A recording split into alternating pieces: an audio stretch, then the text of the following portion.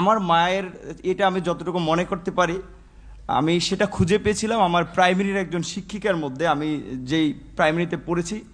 আর আজকে আমি মাননীয় প্রধানমন্ত্রী এতদিন টিভিতে আমি ওভাবে দেখতে পারিনি, কিন্তু আজকে দেখে আসলে আমার মনে হয়েছে যে তার মধ্যে আমার মায়ের চেহারাটা আমি কিছুটা দেখতে পেয়েছি, এরকম একটা জিনিস। এটা হচ্ছে